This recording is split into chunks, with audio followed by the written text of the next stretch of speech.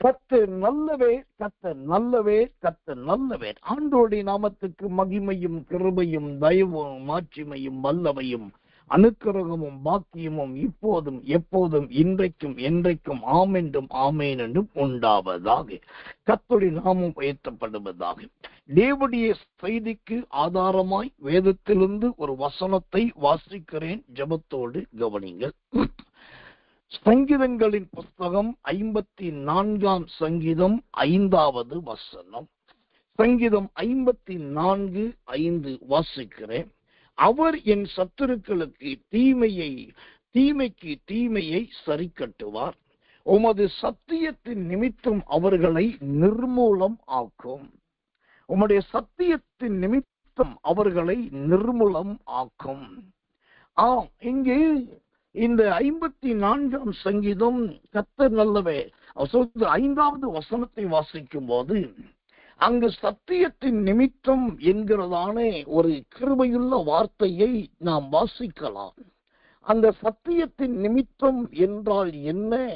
அந்த சத்தியத்தின் நிமித்தம் என்பது எதை குறிக்கிறதா இருக்கிறது? வேதத்திலிருந்து ஒரு வசனத்தை வாசிக்கிறேன். ஜெபத்தோடு கவனியுங்கள். 2 யோவான் புஸ்தகம் 1ஆம் அதிகாரம் 1வது வசனம்.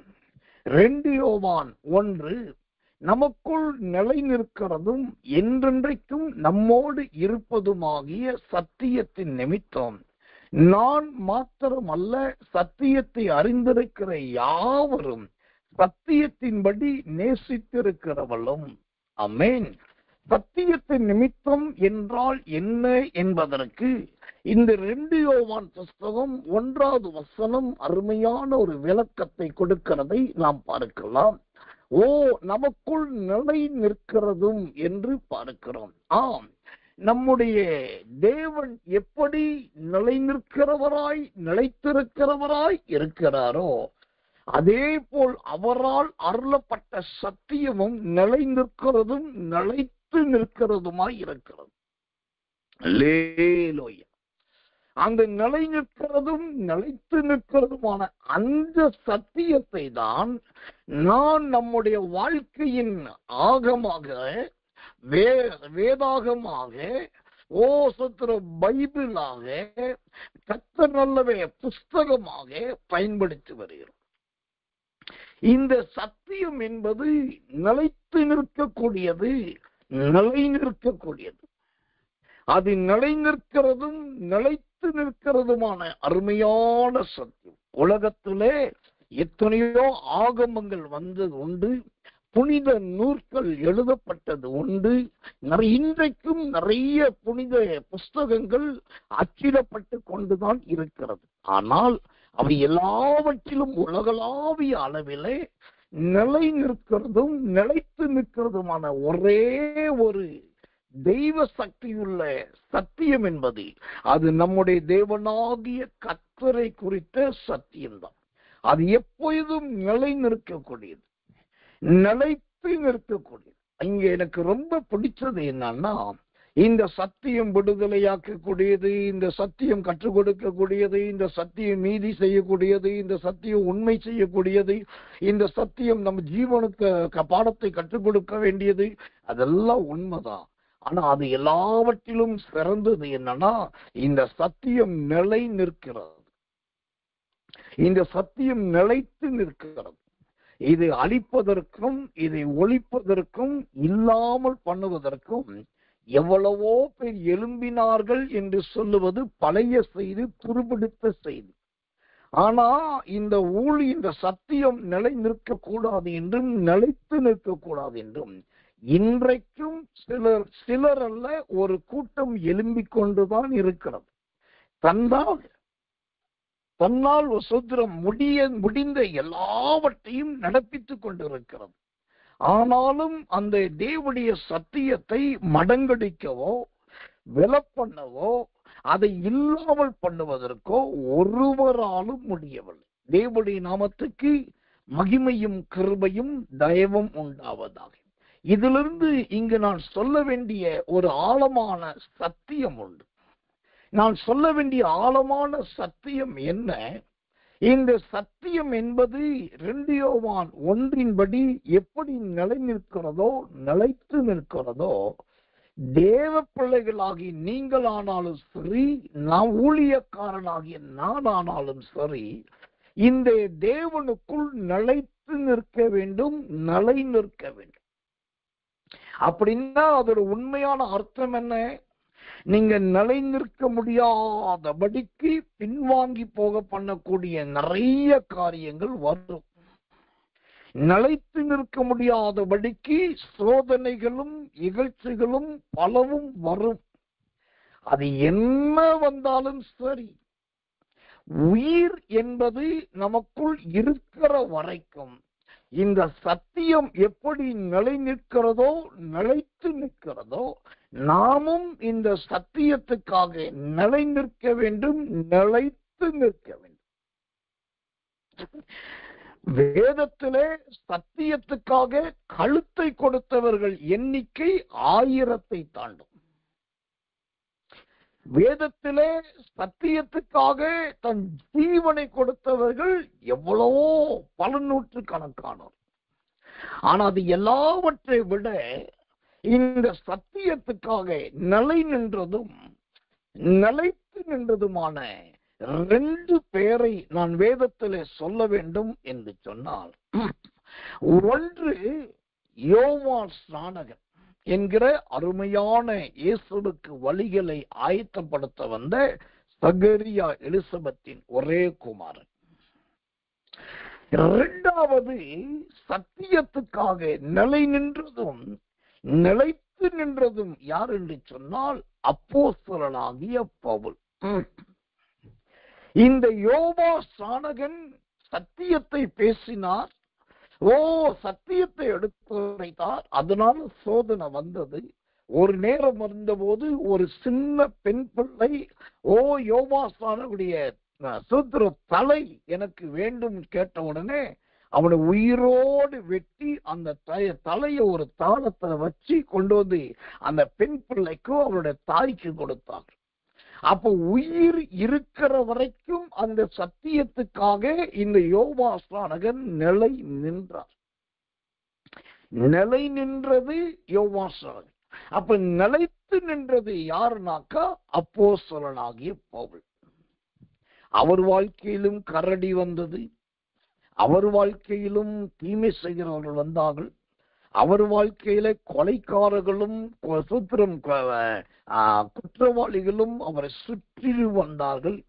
எவ்வளவுதான் வந்து என்ன அரசாங்கம், மாவட்ட அரசாங்கம், மாநில அரசாங்கம், தேசிய அரசாங்க அளவுக்கு அவர் இழுத்து கொண்டு போகப்பட்டு கேள்விகள் கேட்கப்பட்டாலும் முடிவு என்பது எதில் போய் முடிந்தது என்று சொன்னால், இந்த பவுல் என்கிற மனுஷன் சத்தியத்துக்காக நிலை நிற்கிற மனுஷன் அல்ல, நிலைத்து நிற்கிற மனுஷன். அதைத்தான் இந்த அரசாங்கமே ஒத்துக்கொண்டது. அன்றைக்கிருந்த ராஜாக்களும் அன்றைக்கிருந்த தலைவர்களும் ஒத்துக்கொண்டார். இந்த சத்தியத்துக்காக நிலை நின்றதும் நிலை நிற்கிறதுமான 2 பேர். ஒருவர் யோவா ஸ்நானகன், 2வது அப்போஸ்தலனாகிய பவுல். இவங்க 2 பேரும் நிலை நிற்கிறதும் நிலைத்து நிற்கிறதுமா இருந்ததை போல இந்த கிருபையுள்ள சத்தியத்தை கேட்கிற எனக்கு மிகவும் பிரியமான விசுவாச தேவ பிள்ளைகள், சகோதர சகோதரிகள், ஆண்களோ பெண்களோ, ஊழியக்காரர்களோ விசுவாசிகளோ யாரானாலும் சரி, இந்த சத்தியம் என்பது நிலைத்து நிற்பதை போல நாமும் இந்த சத்தியத்துக்காக நிலைத்து நிற்க வேண்டும். கர்த்தர் நல்லவே, கர்த்தர் நல்லவே, கர்த்தர் நல்லவர். முதலாவது இந்த சங்கீதம் 54:5 சத்தியத்தின் நிமித்தம் என்று பார்த்தோம். அந்த சத்தியத்தின் நிமித்தம் என்பது தேவனுக்காக நிலை நிற்கிறதும் நிலைத்து நிற்கிறதுமான அனுபவம் என்று பார்த்தோம். 2வதாக இந்த சத்தியத்தின் நிமித்தம் என்ன செய்ய வேண்டும்? சங்கீதங்களின் புஸ்தகம் 45 சங்கீதம் 4வது வசனம். சங்கீதம் 45:4 சத்தியத்தின் நிமித்தமும் நீதியுடன் கூடிய சாந்தத்தின் நிமித்தமும் உமது மகத்துவத்திலே ஜெயமாக ஏறி வாரும். உமது வலது கரம் பயங்கரமானவைகளை உமக்கு விளங்க பண்ணும். இங்க கவனிங்கள், சத்தியத்தின் நிமித்தமாய் அங்க ஆண்டவரை குறித்து வர்ணிக்கும் போது அந்த சங்கீதக்காரன் எப்படி வர்ணிக்கிறார் பாருங்க. அந்த வர்ண ஜாலமே, அந்த வர்ணனையே ஒரு வித்தியாசமா ஆச்சரியமா இருக்கு. ஒன்று நீதியுடன் கூடிய, இரண்டாவது சாந்தத்தின் நிமித்தம், மூன்றாவது உமது மகத்துவத்திலே, நாலாவது ஜெயமாக ஏறி வாரும், ஐந்தாவது வலது கரம், ஆறாவது பராக்கிரமமானவைகள்.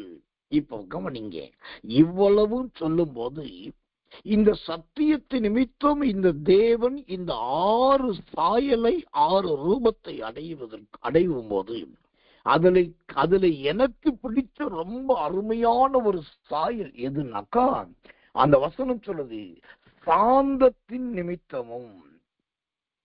சாந்தத்தின் நிமித்தமும் இந்த கடைசி காலத்துல நிறைய பேருக்குள் தேடியும் காணாமல் இருப்பது இந்த சாந்தம். நிறைய பேர் ஜீவியத்துல சொல்லிக் கொடுத்தாலும் புரியாதது இந்த சாந்தம். சாந்தம் என்றால் என்ன என்றே விளங்காத ஒரு கிறிஸ்தவ கூட்டமும் இருக்கதான் செய்கிறது. சத்தியத்தின் நிமித்தம் என்று சொன்னால் அங்கு கர்த்தர் நல்லவே, நீதி இருக்கணும், மகத்துவம் இருக்கணும், ஜெயம் இருக்கணும், வலதுகரம் இருக்கணும், பயங்கரம் இருக்கணும். இவ்வளவு இருக்கணும் அப்படின்னாக்கா நல்ல ஒரு தேவ மனுஷனுக்கு, நல்ல ஒரு தேவ மனுஷிக்கு உள்ள என்ன இருக்கணும்? நல்ல சாந்தம் இருக்கணும். எனக்கன்பான தெய்வ பிள்ளைகளே, இந்த செய்தியை கேட்கிற உங்களுடைய ஜீவியத்துல இந்த சாந்தம் இருக்கிறதா என்பதை கொஞ்சம் உயிர்ந்து ஆய்ந்து பாருங்கள். அவர் ஜெயம் இருக்க வேண்டும் என்று எல்லாரும் விரும்புவாங்க. ஜெயம் என்பது தேவனுக்குரியது. குதிரை இத்தனை நாளுக்காக ஆயத்தமாக்கப்படும், ஜெயமோ கர்த்தரால் வரும். ஜெயம் என்பது கர்த்தருக்குரியது, அது அவர்தான் செலக்ட் பண்ணணும். ஆனா சாந்தம் என்பது அப்படி அல்ல. அது ஒவ்வொரு கிறிஸ்தவனுக்கும் ஒவ்வொரு கிறிஸ்தவனுக்கும் இருக்க வேண்டிய முக்கியமான ஒரு அபிஷேகம். இந்த சாந்தத்தை குறித்து ஒரு அற்புதமான வசனத்தை வாசிக்கிறேன். ரோமர் புஸ்தகம் 2ஆம் அதிகாரம் 4வது வசனம். ரோமர் 2:4. அல்லது தேவ தயவு நீ குணப்படும்படி உன்னை ஏவுகிறது என்று அறியாமல் அவருடைய தயவு, பொறுமை, நீடிய சாந்தம் இவைகளின் ஐஸ்வர்யத்தை அசட்டை பண்ணுகிறாயோ. இங்க கவனிங்க, சத்தியத்தின் நிமித்தம் இருக்க விரும்புகிற தேவ பிள்ளைகள் எப்படி இருக்கணும்? நல்ல சாந்தமாய் இருக்கணும்.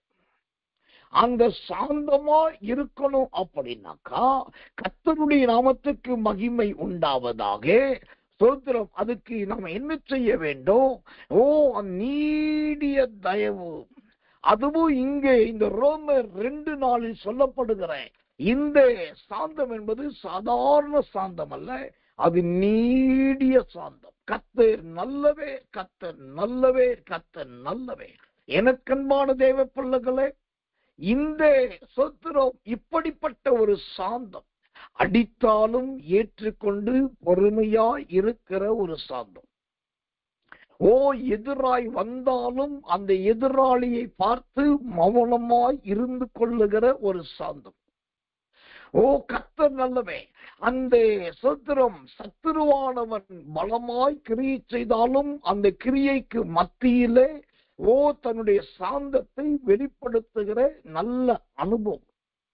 இதெல்லாம் இருந்தாக்கா கர்த்தர் நல்லவே, கர்த்தர் நல்லவே, கர்த்தர் நல்லவே. நம்முடைய ஜீவியம் கிறிஸ்துவை பிரதிபலிக்கிற அருமையான ஜீவியமாய் இருக்கும். அந்த அருமையான வாழ்க்கையாய் இருக்கும். எனக்கன்பான தெய்வ பிள்ளைகளே, இந்த கடைசி காலத்துல உங்களுடைய ஜீவியத்துல இப்படிப்பட்ட சாந்தம் இருக்கிறதா என்று பாருங்கள்.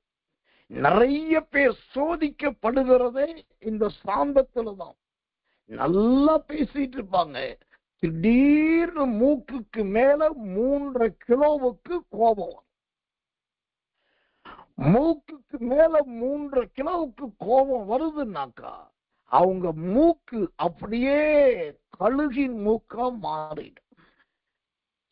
அவங்களுடைய கண்ணு அப்படியே பருந்தின் கண்ணா மாறிடும். அவங்க கால்கள் கிணந்தின்னி கழுகின் கால்களை போல மாறிடும். அவங்க தோற்றத்தை பார்த்தாலே ஒரு அகால பிறவியா மாறிடுவாங்க. அதுக்கப்புறம் அவங்கள கூல் பண்ணி, அவங்கள நைஸ் பண்ணி, அவங்கள சரிப்படுத்தி திரும்ப மனித ரூபத்துல வந்து அதுக்கப்புறம் வீட்டுல ஒருவரா நார்மலா பேச வைக்கிறதுக்குள்ள கர்த்தர் நல்லவை. 7 கடல் தாண்டி 7 மலை தாண்டி 7 சுதந்திரம் இயற்கையை தாண்டி போன மாதிரி வாழ்க்கை ஆயிரும். இன்னைக்கு சிலருக்கு சாந்தம் என்கிற அந்த கிருபை இல்லாததுனால, சாந்தம் என்கிற கனி இல்லாததுனால நிறைய குடும்ப வாழ்க்கை செதஞ்சு போயிருக்கு. நிறைய மனைவியின் இருதயங்கள் இருளடைந்திருக்கிறது, விரக்தி அடைந்திருக்கிறது.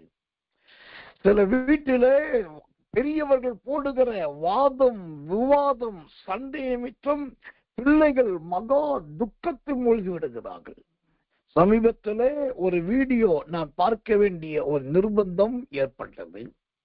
அதுல கணவனும் மனைவியும் அந்த நிகழ்ச்சிக்கு வந்திருக்கிறாங்க. மனைவிய பார்த்தாக்கா சேபாவின் ராஜஸ்திரிய போல இருக்கிறார்.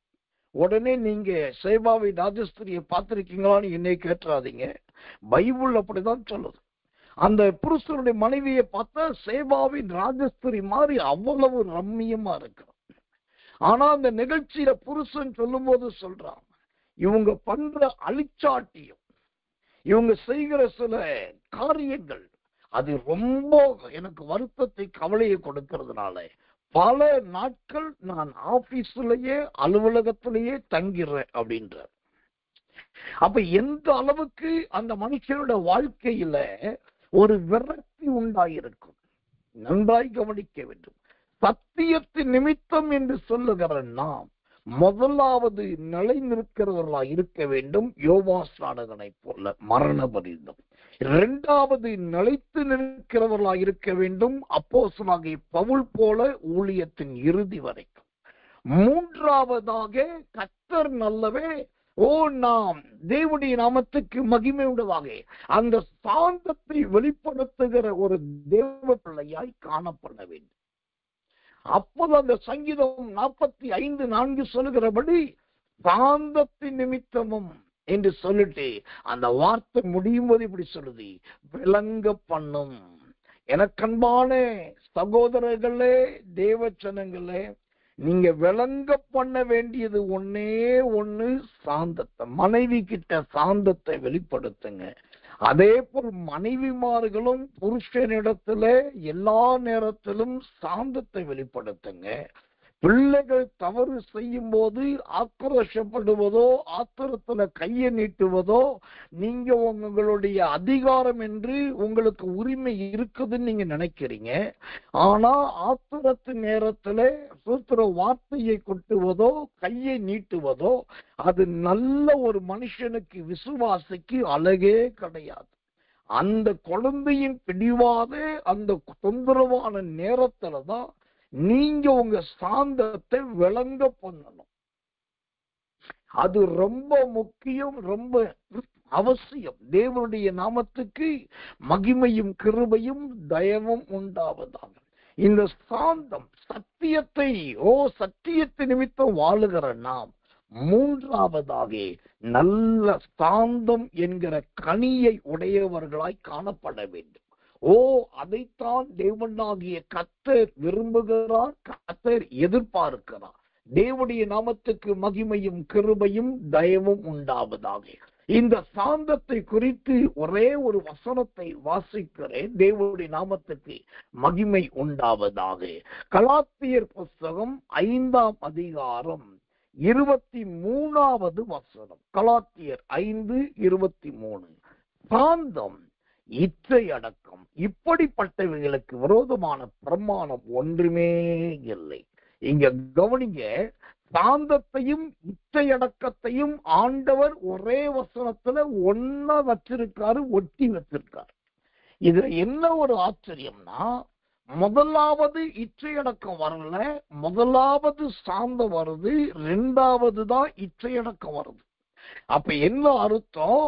ஒரு மனுஷன் இச்சை அடக்கம் உடையவனா, ஒரு மனுஷி இச்சை அடக்கம் உடையவர்களா வளரணும், வாழணும் அப்படின்னா அந்த இச்சை அடக்கத்துக்கு தேவையான ஒரு டோப்பா, ஒரு சேஃப்டி கவர் என்னன்னா அதுதான் சாந்தம். இந்த சாந்தம் இருந்தா எந்த இச்சையையும் நீங்கள் மேற்கொள்ளலாம், எந்த காமத்தையும் நீங்கள் மேற்கொள்ளலாம், எந்த விதமான சொத்திரம் மோகத்தையும் ஜெயிக்கலாம். அதுக்கு தேவை சாந்தம். அந்த சாந்தத்தை ஆண்டவரிடத்துல ஜெபித்து பெற்றுக்கொள்ளுங்க.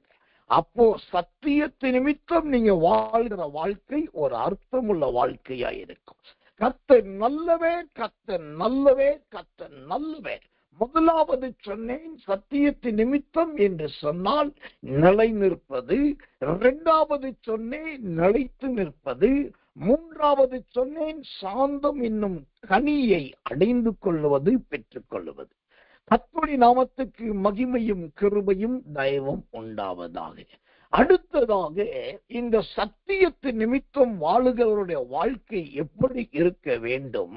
கர்த்தருடைய நாமம் மகிமைப்படுவதாக. சங்கீதங்களின் புஸ்தகம் 115 சங்கீதம் 1வது வசனம். சங்கீதம் 115:1. எங்களுக்கு அல்ல கர்த்தாவே, எங்களுக்கு அல்ல, உமது கிருபையின் நிமித்தமும் உமது சத்தியத்தின் நிமித்தமும் உமது நாமத்துக்கு மகிமை வர பண்ணும். இங்க கவனிங்க இந்த வசனத்தை. உமது கிருபையின் நிமித்தமோ உம்முடைய சத்தியத்தின் நிமித்தமோ உம்முடைய நாமத்துக்கு மகிமை வர பண்ணும். அல்லேலூயா. இப்ப என்ன அர்த்தம்? இன்னைக்கு இந்த சங்கீதம் 115 வசனத்தை நிறைய பேர் சொல்லுவாங்க, மனப்பாடமா சொல்லுவாங்க. ஆனா அதற்கான விளக்கத்தை என்னென்னமோ விளக்கம் கொடுக்கறாங்க. உடனே கிருபைன்றாங்க, சத்தியன்றாங்க, கர்த்தர்ன்றாங்க, சுத்திரம், என்னென்னமோ சொல்றாங்க. ஆனா இந்த சத்தியத்து நிமித்தம் என்பது அந்த அருமையான ஒரு விளக்கத்தை ஆவியான கொடுக்கிறார். உங்களுடைய கிருபையின் நிமித்தமும் உங்களுடைய சத்தியத்து நிமித்தமும் ஒரு நாமத்துக்கு மகிமை வர பண்ணும். அப்படின்னா என்ன அர்த்தம்? நீ உங்களுக்குள் இருக்கிற சத்தியமானது தேவனுடைய நாமத்துக்கு மகிமையை வர பண்ணக்கூடிய சத்தியமாய் இருக்க வேண்டும். நீங்க சார்ந்திருக்கிற சத்திய உபதேசம் என்பது தேவனுடைய நாமத்துக்கு மகிமையை கொண்டு வருகிற சத்திய உபதேசமா இருக்க வேண்டும். நீங்க ஒட்டி கொண்டிருக்கிற ஐக்கியம், நீங்கள் பிடித்து வைத்துக் கொண்டிருக்கிற உங்க ஊழியக்காரர் என்பது அது நல்ல தேவனுடைய நாமத்துக்கு மகிமையை கொடுக்கக்கூடிய, தேவனுடைய நாமத்தை உயர்த்துவதற்கு சொல்லி தரக்கூடிய அப்படிப்பட்ட ஊழியமா இருக்க வேண்டும், அப்படிப்பட்ட ஊழியக்காரர்களா இருக்க வேண்டும். இந்த கடைசி காலத்துல நிறைய இடத்துல முகஸ்துதி ஊழியங்கள், சுய விளம்பர ஊழியங்கள், நல்ல ஆடம்பர சுத்திரம் விளம்பர ஊழியங்கள், இதெல்லாம் பெருகிருச்சு. ஆனா அவைகளுக்கு மத்தியில் இந்த உலகத்தால் கரைப்படாத ஒரு கூட்டத்தை ஆண்டவர் தேர்ந்தெடுக்கிறார். அந்த கூட்டம் தான் நேற்றைக்கு கர்த்தர் சொன்னதை போல அது பரிசுத்தவான்களின் கூட்டம். பரிசுத்தவான்களின் கூட்டம், அந்த ஒரு தனி கூட்டத்தை கர்த்தர் உருவாக்கிட்டு இருக்கார். அந்த தனி கூட்டம் பரிசுத்தவான்களின் கூட்டம். இந்த பரிசுத்தவான்கள் என்ன செய்வாங்க? கர்த்தருடைய நாமத்துக்கு மகிமை வர பண்ணக்கூடியது மட்டுமே செய்வாங்க. தன்னுடைய பெயருக்காக, தன்னுடைய பிரஸ்தாபத்துக்காக, தன்னுடைய புஜபலத்துக்காக, தன்னுடைய எதிர்காலத்துக்காக யோசித்து யோசித்து செய்கிறவர்களாய் இராமல் தேவனுடைய நாமத்துக்கே மகிமை வர பண்ணுகிறவர்களாய் இருப்பார்கள். அவர்கள்தான் சத்தியத்தின் நிமித்தம் ஜீவிக்கிறவர்கள். இந்த செய்தியை கேட்கிற, இந்த உபதேசத்தை கவனிக்கிற எனக்கு ரொம்ப பிரியமான எல்லா சகோதரர்களே, சகோதரிகளே, குறிப்பாய் ஊழியக்காரர்களே, உங்களுக்குள் இருக்கிற சத்தியம் நீங்கள் அறிந்து கொண்டே அந்த தேவனுடைய வெளிச்சம் என்கிற வசனம் தேவனுடைய நாமத்துக்கு மகிமையை வரப்பண்ணக்கூடியதா இருந்ததா, தேவனுடைய நாமத்துக்கு மகிமையை வரப்பண்ணக்கூடியதா இருக்கிறதா, தேவனுடைய நாமத்துக்கு மகிமையை வரப்பண்ணக்கூடியதாய் இருக்க போகிறதா என்பதை முதலாவது ஆராய்ந்து பாருங்கள். உங்களுக்குள் இருக்கிற சத்தியம், வசனம், வெளிப்பாடு, தீர்க்க தரிசனம், சொப்பனம், அர்த்தம் சொல்லுதல், அந்நிய பாஷை, துதி, ஆராதனை, உங்க மேல இருக்கிற அபிஷேகம், இது எல்லாமே தேவனுக்கு மகிமையை கொடுக்கிறதா இருக்கணும். அதுதான் உண்மையான சத்தியத்தின் ஜீவி. இன்றைக்கு தேவனுக்கு மகிமையை செலுத்தாமல் வானராக்கி நிற்கும் ஓ கர்த்தர் நல்லவே அந்நிய சக்திகளுக்கும் தங்களுடைய மகிமையை கொடுக்கிறபடினால் ஆண்டவர் இந்நாட்களிலே நிறைய பேரை அடிக்கிறதும் அவர்களை தண்டனைக்கு ஒப்பு கொடுக்கிறதும் அவர்கள் வாதிக்கப்படுகிறவர்களுமாய் இருக்கிறார்கள். ஆனா நிறைய பேர் என்ன நினைக்கிறோம், நான் இத்தனை வருஷம் ஊழியம் செஞ்சேன், அதுக்கு கிடைச்ச பலன்தான் இந்த வியாதி. நான் இவ்வளவு பெரிய காரியத்தை செஞ்சு முடிச்சேன், ஆனாலும் எனக்கு வந்துருச்சு அல்சர், எனக்கு வந்துருச்சு கேன்சர். இதெல்லாம் ஏங்க வருது அப்படின்னாக்கா, தேவனுக்கு செலுத்த வேண்டிய மகிமையை செலுத்தாம அதை தனக்கு அந்த மகிமையை எடுத்து கொள்ளும் போது அதுதான் அங்கு மிகப்பெரிய தேவ தண்டனையை கொண்டு வருகிறது. கர்த்தர் நல்லவே, கர்த்தர் நல்லவே, கர்த்தர் நல்லவே. அந்த சங்கீதம் 115:1 சொல்லுகிறபடி, எங்களுக்கு அல்ல கர்த்தாவே, எங்களுக்கு அல்ல, உமது கிருபை நிமித்தமும் உமது சத்தியத்து நிமித்தமும் உம்முடைய நாமத்துக்கே மகிமையை வர பண்ணும். அல்லேலூயா. உம்முடைய நாமம் உயர்த்தப்பட்டால் போதும் ஆண்டவரே, உம்முடைய நாமம் உயர எழுதப்பட்டால் போதும் ஆண்டவரே, உம்முடைய நாமத்தை சொல்லுகிறவர்கள் மத்தியிலே நான் ஜீவனம் பண்ணினால் போதும் ஆண்டவரே. ஓ கர்த்தருடைய நாமம் பலத்த துருகம், நீதிமான் அதற்குள் ஓடி சுகமாய் குடியிருப்பான் என்ற வார்த்தையின்படி ஆண்டவரே, உம்முடைய நாமம் எனக்கு ஒரு பலத்த துருகம், அதற்குள் நான் வந்து அடைக்கலம் புகுந்து கொள்ளுகிறேன். உம்முடைய நாமத்துக்கு மகிமை கிடைத்தால் போதும் என்று யார் சொல்லுகிறார்களோ அவர்கள்தான் சத்தியத்துக்காகவே ஜீவிக்கிறவர்கள், சத்தியத்துக்காகவே வாழ்கிறவர்கள், சத்தியத்தை பிரதிபலிக்கிறவர்கள். உங்களுடைய ஜீவியம் தேவனுடைய நாமத்துக்கு மகிமையை கொடுக்கக்கூடியதா இருக்கிறதா என்பதை பாருங்கள். என் வாழ்க்கையில நான் மறக்க முடியாத ஒரு சம்பவம், அதே சமயத்துல என் ஆவியில மிகப்பெரிய நெருடலை உண்டு பண்ணின ஒரு சம்பவம் நடந்தது. என் கண் முன்னால் நானே கண்டுபிடித்தது. என்னுடைய மூத்த மகன் எபி சாம்ராஜா, அவர் மகாராஷ்டிரா மாநிலம் பூனே என்கிற பட்டணத்துல ஒய்வாம் என்கிற ஒரு இன்டர்நேஷனல் மினிஸ்ட்ரியில அங்க ட்ரைனிங்காக போயிருந்தார். அதற்கு முன்பாக பிரதர் சம்பத் சாம்ராஜா அங்க போய் அந்த கோர்ஸ் எல்லாம் முடிச்சுட்டு அந்த கான்வெகேஷனை முடிச்சுட்டு வரும்போது தான் என் மூத்த மகன் ஆசைப்பட்டார் ஜோமன்னா கத்து திரும்ப அங்க கொண்டு போனார். அவர் அங்க இருந்து அந்த சுத்திர வேதாகம கல்லூரி முடிச்சுட்டு அங்க இருந்து கத்த நல்லவர் வறண்ட பல தேசங்களுக்கு வெளிநாட்டுல போய் ஊழியத்துல முடிச்சுட்டு கடைசியா மீண்டும் அந்த ஓய்வாமுக்கு வந்து சேர்ந்தார். ஒரு நாள் அவர் அந்த கோர்ஸ் முடிக்கிறார், அவருக்கு பட்டமளிப்பு விழா வைக்கிறார்கள். அதற்கு எங்களை அழைத்தார்கள். நான் இளைய மகன் எல்லாரும் போயிருக்கோம். அதோடு கூட என்னுடைய ஊழியத்தில் இருக்கிற கோயம்புத்தூர் பல்லடத்தை சார்ந்த சாமுவேல் என்கிற ஒரு குடும்பத்தை அவங்களையும் நான் கூப்பிட்டு போயிருக்கேன். கிட்டத்தட்ட 4 விமானம் பிடித்து அப்போ நாங்க போயிட்டு எல்லா பட்டமளிப்புல முடிச்சாச்சு. கடைசியில ஒரு வாகனத்தை எடுத்துக்கிட்டு அந்த பூனே நிறைய ஒரு சுற்றுலா தலம், எல்லாம் நிறைய சுற்றுலா தலங்கள் இருக்கிறதுனால எல்லாத்தையும் பார்த்துட்டு கடைசியா நாங்க கிளம்புற நேரத்துல பெரிய சுதந்திரம் லாக்டவுனு, அப்புறம் சுதந்திரம் பயங்கர வெள்ளம், இடி மின்னல், அப்புறம் பல இயற்கை மாற்றங்கள் வந்ததுனால விமானங்கள் எல்லாமே துண்டிக்கப்பட்டது.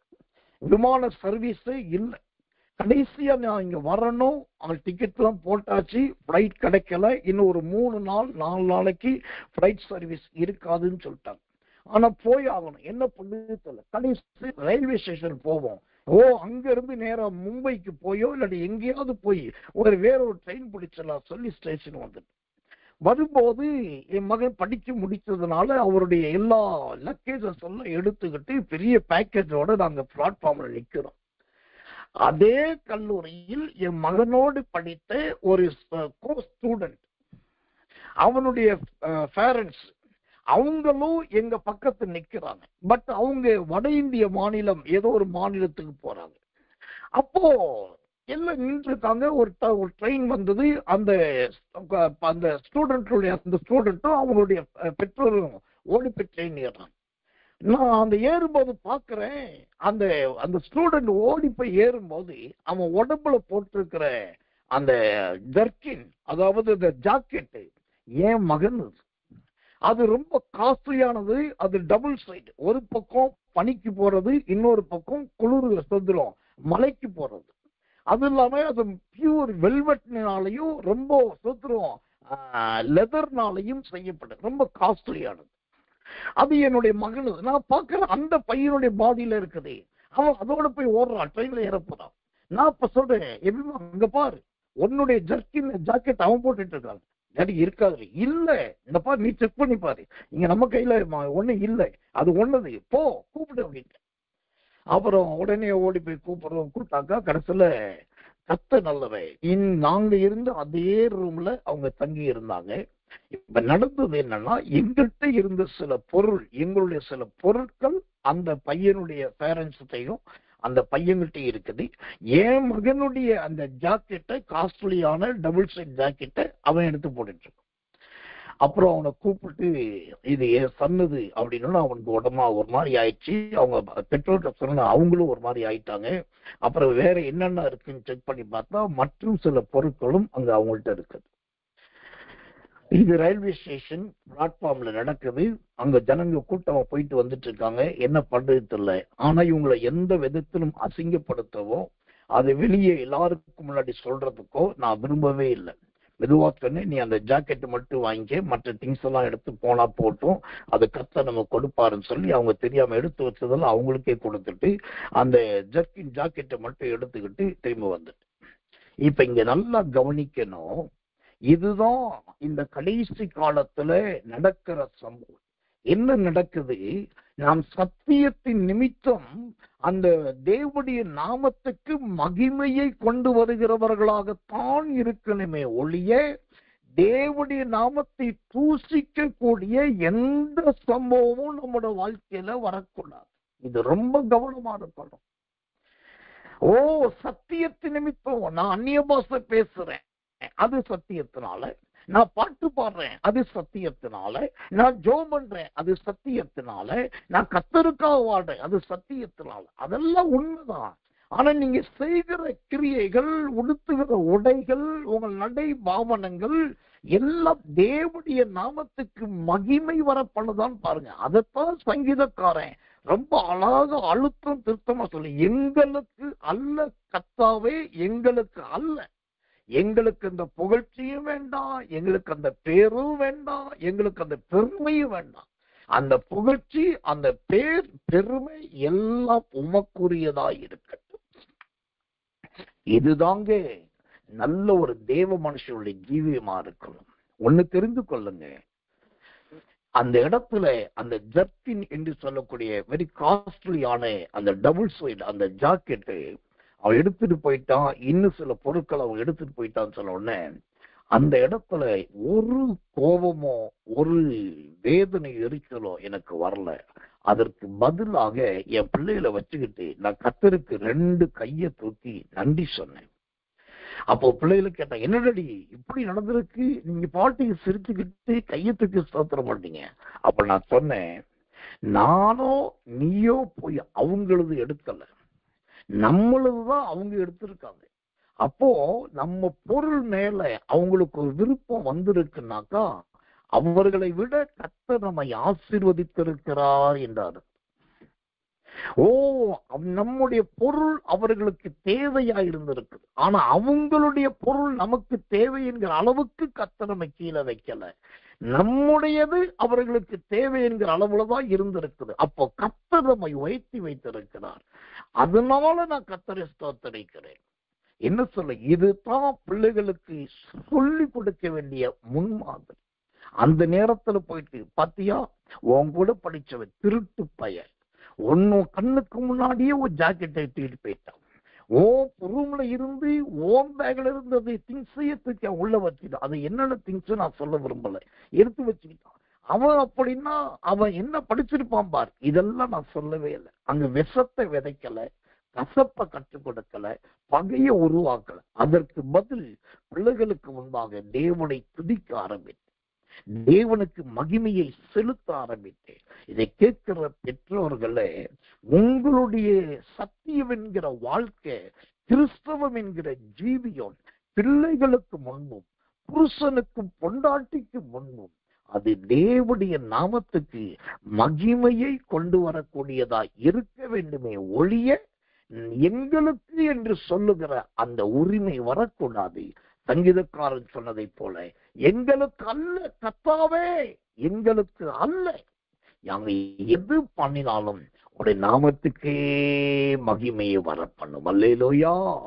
அப்ப சத்தியத்தின் நிமித்தம் என்று சொன்னால், ஒன்று தேவனுக்காக நிலை நிற்பது, 2வது தேவனுக்காக நிலைத்து நிற்பது, 3வது கர்த்தர் நல்லவே சாந்தத்தை வெளிப்படுத்துவது, 4வதாக தேவனுடைய நாமத்துக்கு மகிமைக்கு உரியதை மட்டுமே செய்வது, கடைசியாக 5வதாக ஒரே ஒரு காரியத்தை சொல்லி கிருபையை முன்னிட்டு செய்தியை முடிக்க விரும்புகிறேன். இந்த சத்தியத்தின் நிமித்தம் என்றால் என்ன? 5வது நம்முடைய ஜீவியத்தில் காணப்பட வேண்டியது என்ன? ரோமர் புஸ்தகம் 15ஆம் அதிகாரம் 6வது வசனம். ரோமர் 15:6 வாசிக்கிறேன், கவனிங்கள்.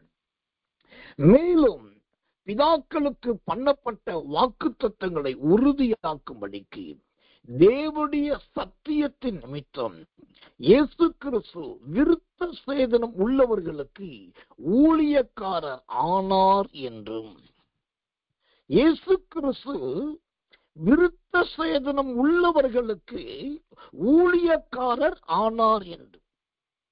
இப்போ சத்தியத்து நிமித்தம் வாழுகிற, சத்தியத்து நிமித்தம் ஜீவிக்கிற, சத்தியத்துக்காக ஊழியம் செய்கிறவர்கள் 5வதாக எப்படி இருக்க வேண்டும் என்று சொன்னால், அவர்கள் விருத்த சேதனம் பண்ணப்பட்டவர்களாய் இருக்க வேண்டும், நுனி தோல் அறுக்கப்பட்டவர்களாய் காணப்பட வேண்டும். இந்த விருத்த சேதனம் என்பது 2 விதமான விருத்த சேதனம் உண்டு. அதுல முதல் விருத்த சேதனம் பழைய ஏற்பாட்டு விருத்த சேதனம், 2வது விருத்த சேதனம் புதிய ஏற்பாட்டு விருத்த சேதனம். பழைய ஏற்பாட்டு விருத்த சேதனம் என்பது நுனித்தோலை அறுப்பது, புதிய ஏற்பாட்டு விருத்த சேதனம் என்பது இருதயமாகிய விருத்த சேதனம்.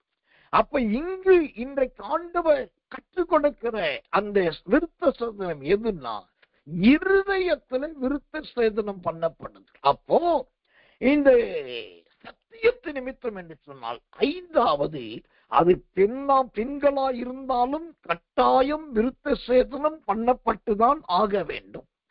ஆண்களா இருந்தாலும் நிச்சயமான முறையிலே விருத்த சேதனம் பண்ணப்பட்டுதான் ஆகணும். அப்போ இந்த விருத்த சேதனம் பண்ணப்படுதல் என்றால் என்ன தெரியுமா? வெறுத்தலை குறிக்கிறது, வெறுக்க வேண்டிய காரியத்தை குறிக்கிறது. எதை வெறுப்பது? சில நேரத்திலே அதுதான் முக்கியமானதா இருக்கும், அதை துண்டிக்க வேண்டியது வரும். சில நேரத்திலே ரொம்ப அவசியமானதா இருக்கும், அதை நாம் வேண்டாம் என்று சொல்ல வேண்டியதா இருக்கும். கிறிஸ்து ஒன்றை தவிர மற்ற எல்லாவற்றிலும் நமக்கு ஒரு வெறுப்பு என்பது கண்டிப்பாய் வந்தால்தான் சத்தியத்து நிமித்தமான ஒரு ஜீவியத்தை உங்களாலும் என்னாலும் வாழ முடியும். இன்றைக்கு இந்த வெறுக்கிற அனுபவம் மனுஷனுக்கும் வெறுக்கிற அனுபவம் இருக்கதே தவிர, அசூசியை வெறுப்பது, அருவருப்பை வெறுப்பது, தீட்டானதை வெறுப்பது, கரைப்படுத்துதலை வெறுப்பது, தேவனுக்கு பிரியமில்லாததை வெறுப்பது, இவைகளின் மீது நாட்டம் விருப்பம் வருவதே கிடையாது. இதெல்லாம் விரும்புகிறோம், இதெல்லாம் ஏற்றுக்கொள்ளுகிறோம். ஓ, சத்தியத்து நிமித்தம் என்று சொன்னால் விருத்த சேதனம் வேண்டும். சில காரியங்களை கர்த்தருக்காக விட்டுதான் ஆக வேண்டும். சில காரியங்களை கர்த்தருக்காக வெறுத்துதான் ஆக வேண்டும்.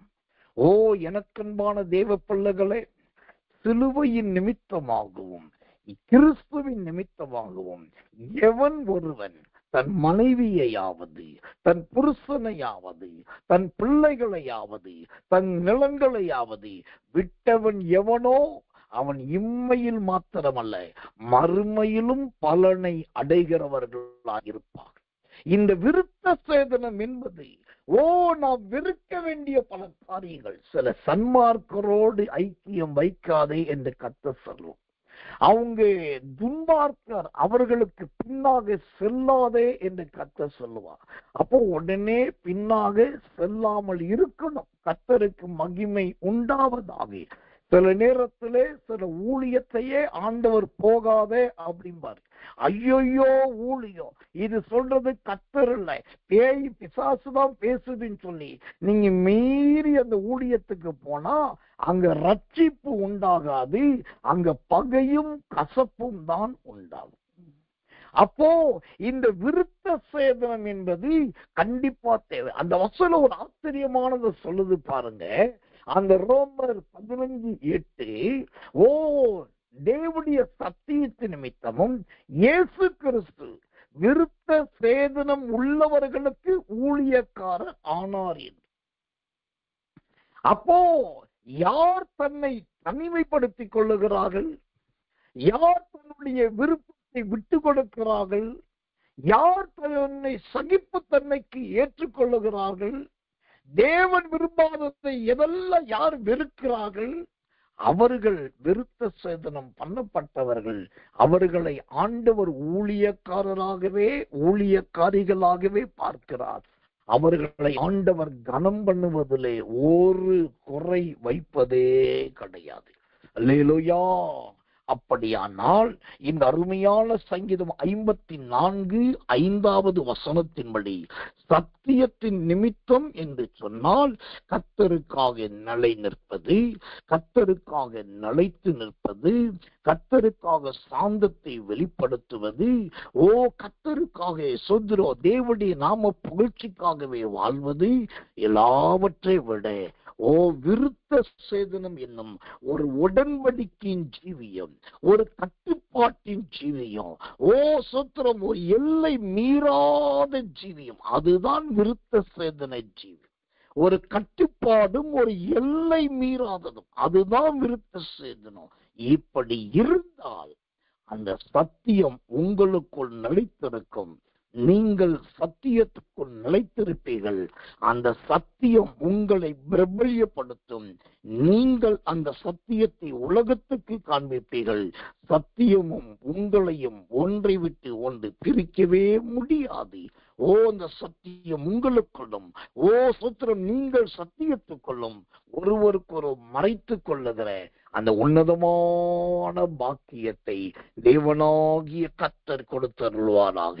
கண்களை மூடி ஒப்பு கொடுத்து எல்லாரும் ஒரு நிமிஷம் ஆண்டவரே, இந்த சங்கீதம் 54 5வது வசனத்திலே சத்தியத்தின் நிமித்தம் என்கிற ஒரு வரி அந்த ஒரு வார்த்தையை வைத்து 5 பிரமாணங்களை எங்களுக்கு சொல்லிக் கொடுத்திருக்கிறேன். நம்பர் 1 நிலை நிற்பது, நம்பர் 2 நிலைத்து நிற்பது, நம்பர் 3 சாந்தத்தை வெளிப்படுத்துவது, நம்பர் 4 தேவனுடைய நாமத்துக்கு மட்டுமே மகிமையை வரப்பண்ணுவது, நம்பர் 5 கட்டுப்பாடு உள்ள ஜீவியம். இந்த 5 பிரமாணத்தை கற்றுக் கொடுத்தீரே ஆண்டவரே. என்னுடைய வாழ்க்கையில எனக்கு இந்த சத்தியம் வேண்டும், என் குடும்பத்துல இந்த சத்தியம் நிலைக்க வேண்டும், இந்த 5 படி என் ஜீவியம் இருக்க வேண்டும் என்று சொல்லி எல்லாரும் கண்களை மூடி வாய்களை திறந்து ஆவில நிரம்பி சத்தமாய் கர்த்தரை ஸ்தோத்திரம் பண்ணுவோம். இயேசுவின் நாமத்தினாலே நாம் ஜெபிப்போம். அன்புள்ள நல்ல பரம பிதாவே, நல்ல அருமையான இந்த சாயங்காலம் கடந்த ராத்திரி வேளையிலே ஆண்டவரே நல்ல வேத பாடத்தை வாசிக்க செய்தீர். அதற்காக ஸ்தோத்திரம். 100 சத்திய வசனங்களை வாசிக்கவும் 100 என்று ஆண்டவரே பல 100 அல்லேலியாக்கள் சொல்ல வைக்கவும் உதவி செய்ததற்காக ஸ்தோத்திரம். எல்லாவற்றை விட சங்கீதம் 54 சங்கீதம் 5வது வசனத்தின்படி சத்தியத்தின் நிமித்தம் என்று 5 அருமையான பிரமாணங்களை கற்றுக் கொடுத்திருக்கிறீர். உமக்குள் யோவா ஸ்நானகனை போல நிலை நிற்கிறது, உமக்குள் ஆண்டவரே அப்போஸ்தலனாகிய பவுலை போல் நிலைத்து நிற்கிறது, உமக்குள் மோசையை போல நல்ல சாந்தத்தை வெளிப்படுத்துகிறது, உமக்குள் எல்லாவற்றிலும் தாவீது உம்முடைய நாமத்தை புகழ்ந்ததை போல உண்மையே புகழத்தக்கதும் எல்லா நாளிலும் ஆண்டவரை விருத்த சேதனம் என்கிற புதிய ஏற்பாட்டின் அப்போஸ்தல கால அந்த கட்டுப்பாட்டையும் நீர் எங்களுக்கு கற்றுக் கொடுத்ததற்காக ஸ்தோத்திரம். ஆண்டவரே, இந்த 5 பிரமாணம் உடைய பிள்ளைகளை விழிப்படைய செய்யட்டும், கவனமடைய செய்யட்டும், சத்தியத்தை அறிய செய்யட்டும். இரவில் உடைய பிள்ளைகளுக்கு 5 நித்தரித்தாரோ கெட்ட சொப்பனங்களுக்கும் பயங்களுக்கும் பொல்லாப்புகள் விலக்கி காத்துக்கொள்ளும். கர்த்ததாமே எழுந்தருளுவீராக, கர்த்ததாமே ராஜரீகம் பண்ணுவீராக. கர்த்தருடைய கிருபை உண்டாகட்டும். தாழ்த்தி ஒப்புவிக்கிறோம். இயேசுவின் ரத்தம் ஜெயம். இயேசுவின் நாமத்தில் ஜெபிக்கிறோம் நல்ல பிதாவே. ஆமென், ஆமென், ஆமென்.